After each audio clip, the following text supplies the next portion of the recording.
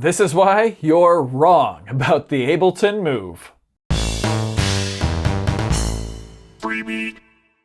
Hey, how's it going, everybody? Welcome to Freebeat. Today's patron shoutout goes to Eric Wagner. Thank you so very much for the support. Let's get started. This video is not sponsored by anybody. I paid for this Ableton Move with my own money. I've had it for about a month now, just under a month. It's been really hard not to talk about it because I've been super excited, but I wanted to make sure that my first video with it was a good one. TLDR this video, most people seem to be treating the Ableton Move as either a standalone groovebox or an Ableton Live controller.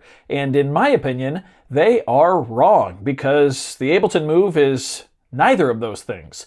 Instead, it's a genius new type of product, a portable hardware-based first step in a process that actually ends with you exporting a fully finished song from Ableton Live.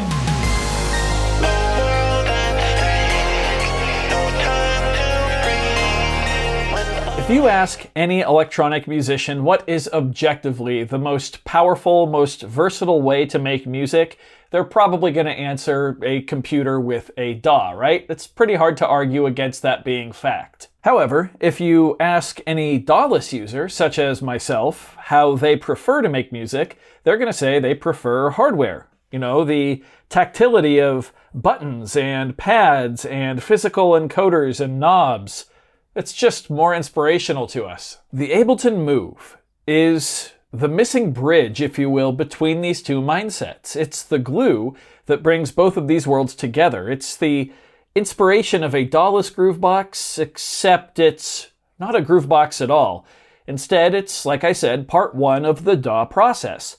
But it's completely portable and battery-powered, masquerading as a standalone groovebox in the best way possible. The whole unit is a high-quality plastic that feels good to pick up and hold. The pads are rigid, but with a nice squishiness to them in the middle. I've been told they're pretty similar to the Push 2 pads. The encoders have a very nice resistance, they feel excellent, and the sequencer buttons have this amazingly satisfying click to them, as do the other buttons. The screen is small, but as you can see here, text is presented much larger than other small screens like, say, the Roland VerseLab, for example. I find it plenty readable, and I think most folks will find this easily readable. There's also quite a few little touches that make me feel like Ableton really cared and actually used common sense when designing the Move. For example, the power button is right next to the line out. Normally, bumping the power button would mean an accidental power off, but on Move, to power off the unit, you need to press the power button and then confirm by clicking in the main knob over here to shut it down. If you accidentally bump the power button and don't want to power off the unit, you can just hit the back button and it's like nothing happened. Now, before we talk workflow, I first want to talk what makes the Move unique and why everyone is wrong about it, at least in my opinion. On the Move, you can store up to 32 sets. A set is just what Ableton calls a project. This contains your tracks, your samples, your instruments, your clips, which is what Ableton calls patterns, as well as your effects and all that other stuff. The whole point of Ableton Move is to start sets on the Move itself, where you have the immediacy and the inspiration of hardware for actual writing and composing, and then transfer those over to Ableton Live to continue working on them in a full DAW, where you can flesh things out, add more effects, ear candy, mix, master, it's a DAW, you get it. The Move is not a full-featured groovebox, a standalone powerhouse, or a live rig centerpiece. All it is the first step in a process that ends with you exporting a finished song out of Ableton Live, and it is damn good at it. Take your favorite groovebox and imagine if, with a few clicks, you could just have your project show up in Ableton Live. Devices already in place, instruments already assigned, MIDI clips already filled, ready to record into arranger mode. That is the true power of Ableton Move. Now sure, some devices do have stem export, but that still requires waiting for those stems to export. and then setting up the audio track layout in your DAW, setting the tempo, setting up all the devices from scratch, and that doesn't even import MIDI data, so you're stuck with the audio that you exported. What the Move does is different. It's not only faster, but because the Move uses Ableton native devices, those being Drift, Wavetable, and Drum Rack, you instantly also have flexibility with what you want. And because you're just importing MIDI into your DAW, you could even switch out a stock Ableton synth like Drift for a third-party plugin like MiniFreak. Okay, time to talk workflow. Everything about the Move is designed for you to be able to lay down the basics of a song as easily as possible. It's really about writing music, the notes on the page, not fiddling with EQ, not getting your LFO rate to just the right speed, not dialing in the perfect amount of filter resonance. Nope, it's all about the music itself. We can do all that other stuff later in the DAW. The Ableton Move gives you 4 tracks to work with. Each of these tracks can have up to 8 clips, or patterns, and each of those can be anywhere from 1 step all the way up to 256 steps, or 16 bars of 4/4 time. That's plenty of space to lay down the basic sections of your song. Each track can either contain a drift preset, a wavetable preset, a drum sampler track, or a melodic sampler track. Again, this is more than enough for what this device was intended to do. There are also effects per track, and those are just straight up Ableton devices, which is pretty cool. Now, there are 3 ways of getting your music into the sequencer on the Move. The first way is to simply hit record and go for it.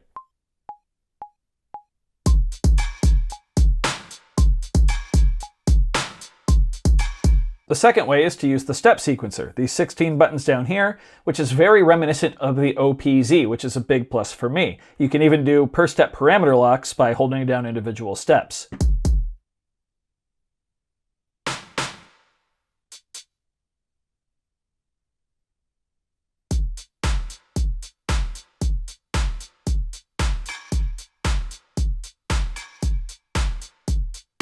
The third way is to use MIDI capture. MIDI capture is always listening, even when you're just noodling around on the pads. Play something you like, and you can simply hit this button, and the Move will attempt to capture it into the sequencer automatically, including detecting the tempo.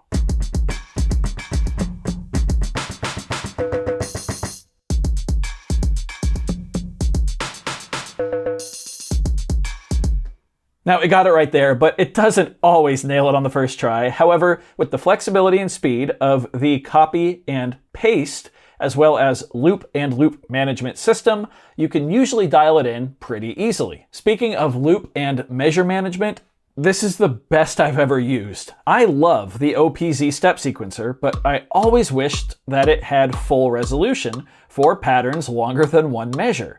The Move finally delivers that for me. You simply use the arrow keys to move back and forth between your measures. But wait, there is more, because when you push this button right here, you can adjust the length of your clip all the way up to, like we said, 16 measures, but you can actually use it to focus in on particular measures or groups of measures within your clip to just specifically work on those. So check this out. I'm going to set this to 1 measure long. I'm going to duplicate it a couple times, so it's 8 measures long now. And let's say we just want to go look at measure 5. Well, the step sequencer buttons now represent our measures, so 1, 2, 3, 4, 5. If I double press on measure 5, it now says our loop length is 1 bar long. That's because we're just zoomed in on measure 5 here. When I hit play, it's just going to loop measure 5. So what I could do is just do something silly. There we go. Now if we zoom back out, set it back to 8 measures long,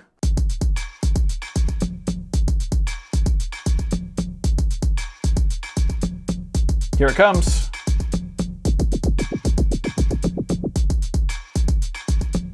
Again, this is the best implementation of a loop length / measure management system that I've ever used. This should be the standard, and groovebox manufacturers should take note.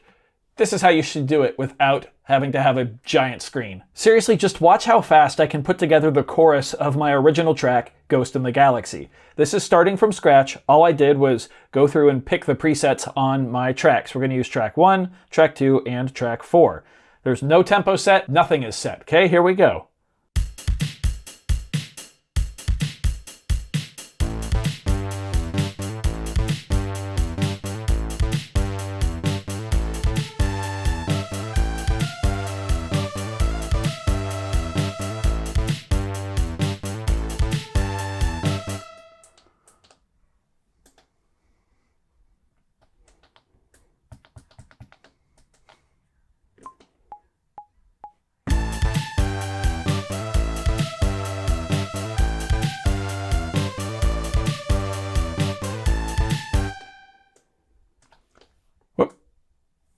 There we go.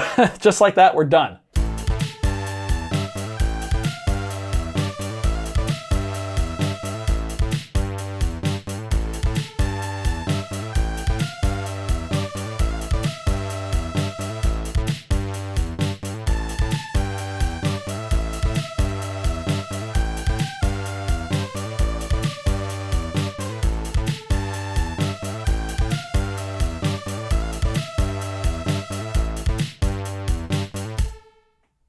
Crazy fast, right? If I was doing a proper speed challenge here on the video, this would have just destroyed everything else. Like, not even close. Now, that's awesome and all, but what if we want to start from scratch? Let's say I've got no idea in my head. Well, let's go ahead and delete that project, because whenever you load up a blank project, or set as Ableton calls them, Move will assign a random preset to each of the 4 tracks. Typically, it'll put drums on track 1, a bass on track 2, some sort of polyphonic. Oh, it didn't do it there. It's on track 3. It gave us something polyphonic on track 4.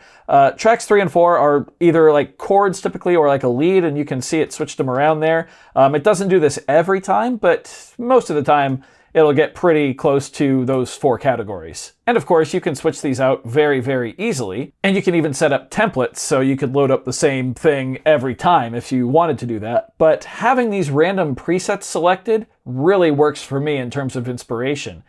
Being able to just start playing without having to dive through a list of presets looking for something I think I'm gonna like is a huge jumpstart to my creative process. But when we combine that with MIDI capture that we discussed earlier, something magical starts to happen. You no longer have to worry about sounds or the tempo. You just play.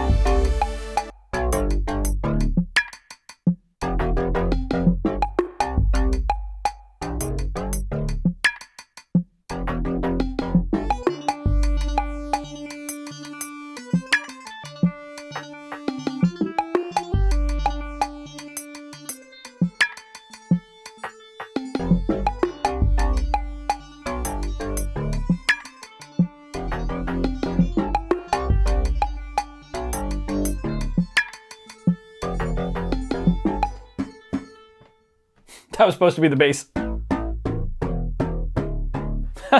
You get it, I'm just off and running now. And that was only using 1 clip on each track. Each track has 8 clips, and each of those can be up to 16 measures long. So there's quite a bit of space here for building the framework of a track. Copy and paste also work in this screen. They work everywhere, even in the loop screen for copying measures down here on the sequencer. It's all incredibly intuitive. And of course, there's so much more to the Move itself. You probably saw me messing with a few parameters there on the synths and adding a little bit of reverb to one of those sounds. There's a lot here. There's a microphone, there's a line in, there's the sampler. There's a lot of stuff. But I want to move on, I want to move on to the Move's superpower, which is the way that it transfers everything into Ableton Live. So there are 2 ways to go about this. I could simply hold Shift, click on my set, and go Upload to Cloud. And that would take a bit, but over Wi-Fi, it would simply upload my set to Ableton Cloud, and then I could open it up in Ableton, no problem. But my preferred method of transfer is by using USB, so you plug in via Type-C, then you go to move.local in your web browser, and this does not require an internet connection at all, by the way. No internet connection required. And there you can see all of your sets, all of your samples, and you can just download anything from there. Like I said, that's my preferred method of transfer. It only takes about 30 seconds from going into Move Manager on the computer to actually opening the setup in Ableton. From there, everything just shows up and I'm ready to keep working. It's like a dream. It's so easy. And from here, I'm able to arrange my track as I see fit and continue working on it, adding embellishments, variations, third-party plugins, effects, mixing, mastering. I mean, it's Ableton. Like I said earlier, I don't need to explain it. Now, the Move also does have quite a few handy Ableton controller functions for live when connected via USB. My favorite is that the sequencer on the Move actually sequences directly into Ableton Live MIDI clips. To be clear, the only devices as of right now that can do this are the Ableton Pushes, the new Novation Launch Key Mark IVs, and the Move. Being able to sequence directly into Ableton with hardware is huge. It's a big plus for me. It should also be noted that the Move can be a 2-in, 2-out audio interface as well, which is super handy. And it comes with Ableton Live Intro, which is a big step up from the Ableton Live Lite software that typically comes free with hardware. Intro gives you 16 tracks as opposed to the 8 that Lite comes with, which is a huge upgrade in my opinion. And of course you get all the new improvements with Ableton Live 12.1, including Auto Shift, which is like their native pitch correction. There's just a ton of stuff included in 12.1. It's pretty cool. Speaking of 12.1, you'll probably notice that I'm actually still on Ableton Live 11 as of the filming of this video, which is the Tuesday before Black Friday, before the day this video came out. So hopefully Ableton dropped a Black Friday sale today and I was able to upgrade. I'm looking to get Suite, 12 Suite, hopefully. Now, if you're a longtime viewer of this channel, or if you're just looking for something to criticize me for, you're probably thinking, Freebeat, you've said in the past that you don't like making music at the computer at all. And you're right, I did say that. However, the Move has taught me that I don't like writing music at the computer. When it comes to arranging, embellishing, plussing it, I really don't mind using the computer for it at all. And yeah, it was the Move that taught me that. It's coming up with the solid building blocks of the track that I don't like doing on the computer. I really prefer hardware for that. But continuing to work on the song on the computer is something I actually have kind of learned to enjoy. So was the Move worth it for me? Yes, absolutely. I paid $450 for the Move and I don't regret a cent of it. The Move actually has me excited about finishing music and learning proper production on the computer. No other device has done that for me or even come close to it. I know they're not perfect or maybe not even good, but I've actually finished 2 songs with the Move into Live workflow already, and you can check them out on my Bandcamp page, which I will link in the description. I'm going to be featuring the Move heavily on the channel from here on, as it's truly a device that I gel with on a whole new level. The OPZ style sequencer, including the OPZ style parameter locks, by the way, I'm not sure if I mentioned that, can't remember. The great feeling pads, the emphasis on music over production, and the absolutely seamless transition of sets into live, it just really lends itself, to what I'm after in my workflow. And I can't wait to keep honing my skills between all of it. So yeah, in summary, I think anyone simply looking at this as a standalone groovebox or an Ableton controller is going to be very disappointed, and I also think that they're just straight up wrong about the Move's true purpose. To those who can see this little magic box for what it is, it's going to feel like a whole new world has opened up. I do hope you found this video informative or at least entertaining. If you did, be sure to leave a like on it. If not, you can always leave a dislike, that's okay too. Doesn't hurt my feelings, just makes me try that much harder next time. Either way, be sure to hit that subscribe button, ring that notification bell. Thank you all so very much for being here. Thanks for watching. We'll see you next time. Bye.